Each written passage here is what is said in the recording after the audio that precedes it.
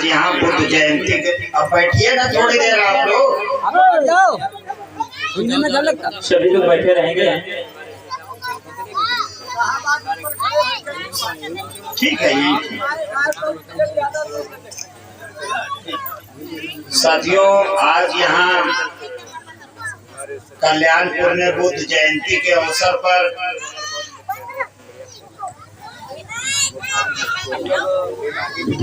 आपसे बातचीत करने का एक मौका मिला है।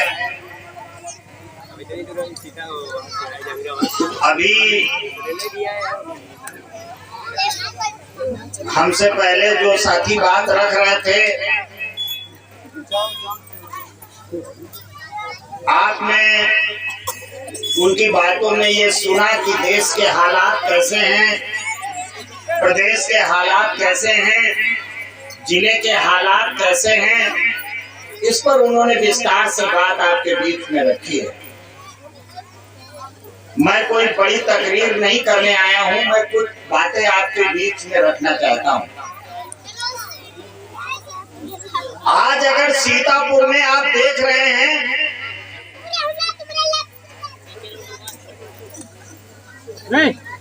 सीतापुर के अंदर बलात्कार के बाद हत्या करके लाशें लटकाई जा रही है और सीतापुर का ये हालात लखीमपुर तक भी पहुंच गया है। यही आपके पड़ोस में बन्नी राय में भी आपने देखा होगा और कनवा खेड़ा में भी आपने देखा होगा, सुना होगा।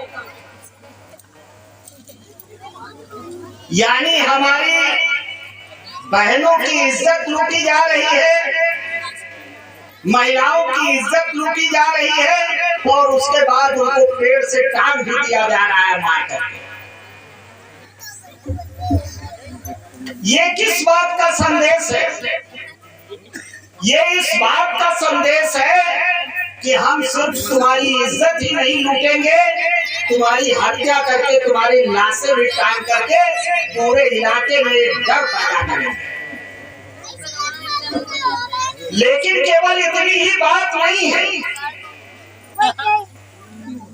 इस पूरे जिले के अंदर गरीबों का, मजदूरों का, किसानों का, दलितों का बड़े लेवल पर उत्पीड़न हो रहा है।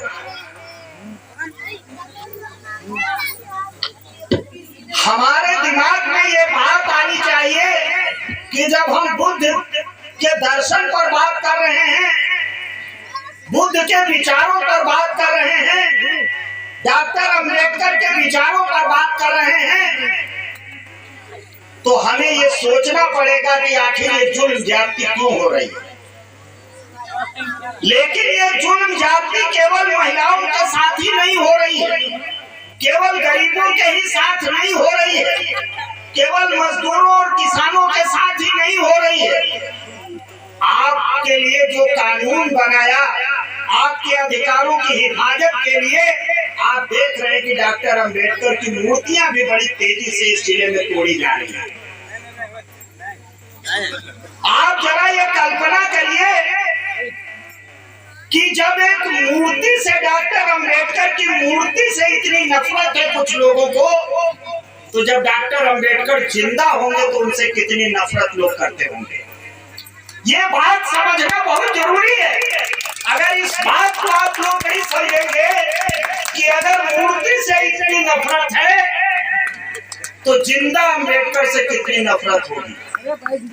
उनको यही बात साल रही है, जो संविधान के विरोधी हैं, जो दलितों के विरोधी हैं, जो गरीबों के विरोधी हैं, वो ये जानते हैं कि डॉक्टर अंबेडकर का मूर्ति अगर गांव में लगेगा तो गरीबों के अंदर एक नए विचार का संचार होगा, और जो नए विचार का संचार होगा तो ये जो मौजूदा व्यवस्था है इसको ये गरीब लोग गलत, इसलिए वो अंबेडकर की मूर्ति के खिलाफ है।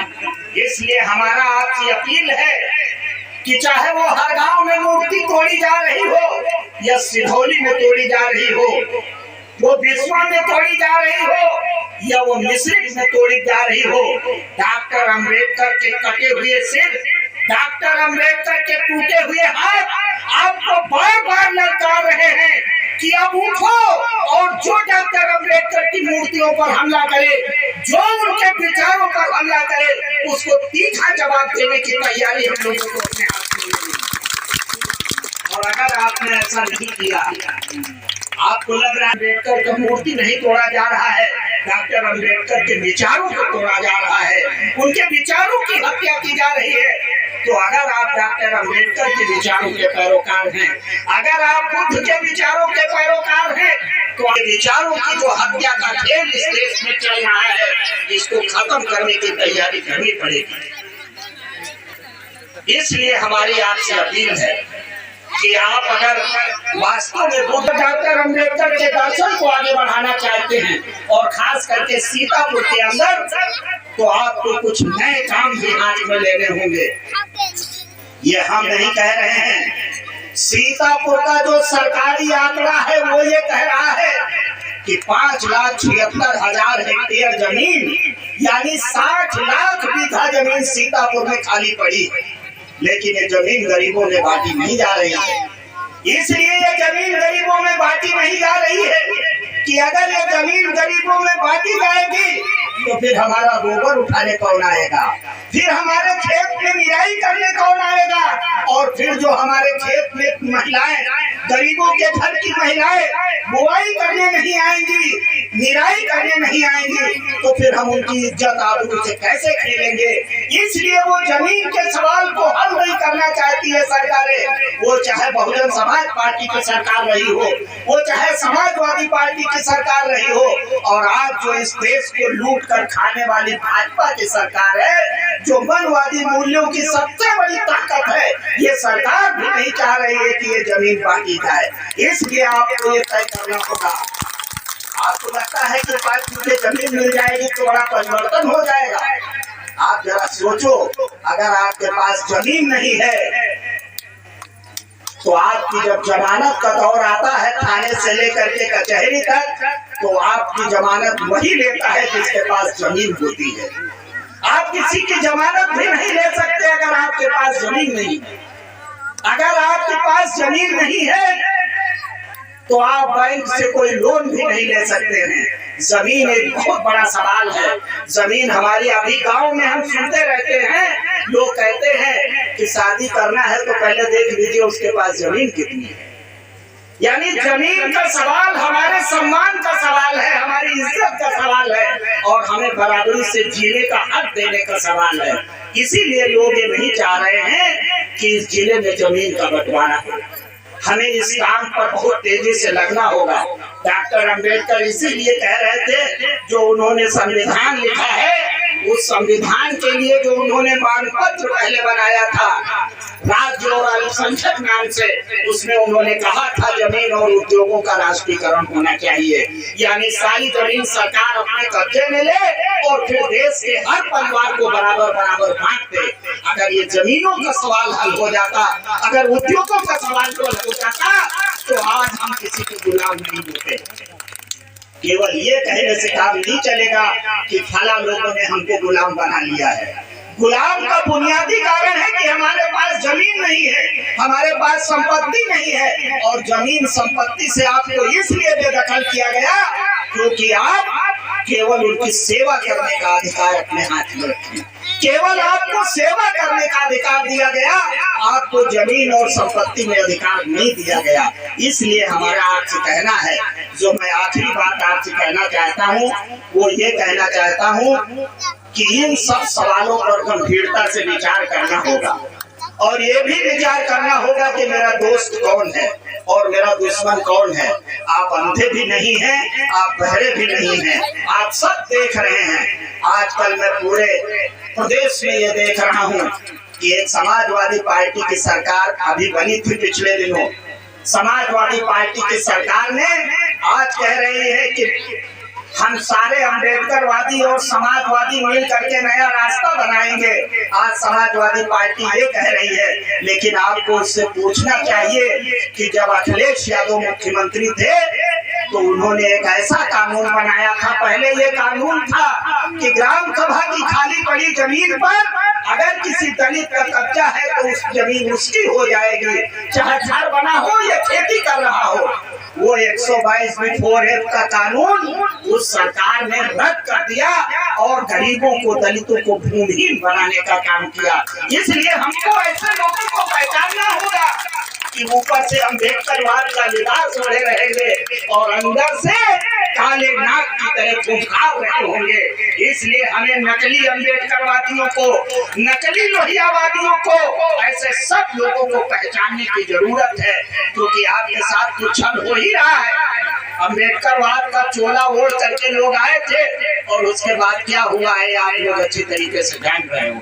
इसलिए हमारा आपसे कहना है कि अगर सही मायने में आप डॉक्टर अम्बेडकर के विचारों को आगे बढ़ाना चाहते हैं, आप बुद्ध के दर्शन को आगे बढ़ाना चाहते हैं, बुद्ध के विचारों को आगे बढ़ाना चाहते हैं, तो हमें ये पता करना होगा कि हमारी बर्बादी का कारण है क्या। डॉक्टर अम्बेडकर ने आपकी बर्बादी का कारण बताया है, बुद्ध ने आपकी बर्बादी का कारण बताया है। उन कारणों की पड़ताल करना होगा, उसको खोजना होगा, और डॉक्टर अम्बेडकर ने रास्ता भी बताया है कि आपकी बर्बादी कैसे हल हो सकती है। तो मुझे ये लगता है कि डॉक्टर अम्बेडकर के बताए हुए रास्ते पर चले और आगे बढ़ाएं। आज हमारे बीच में यहाँ आरपी सिंह भी आए हैं, यही कमलापुर के रहने वाले हैं, रालोद के नेता हैं। अभी उनके संगठन ने भी बहुजन उदय अभियान शुरू कर रखा है, वो भी हमारे बीच में आए हैं। मैं चाहूंगा कि उनको भी अपनी बात रखनी है। आप कभी और फुर्सत में कभी यहाँ कार्यक्रम रखें तो हम लोग आएंगे और बातचीत आगे बढ़ाएंगे। बस एक ही बात है मुझे कहना है कि अब वो ताकते कान खोल करके सुन लें जो ये कहती थी कि कुछ खास लोग जूता बनाएंगे और हम उस जूते को पहनेंगे। कुछ लोग यही तय किए हुए थे कि हम जूता पहनेंगे और कुछ खास लोग जूता बनाएंगे। हम उन लोगों से इस मंच के माध्यम से कहना चाहता हूं कि अब वो दौर खत्म हो गया।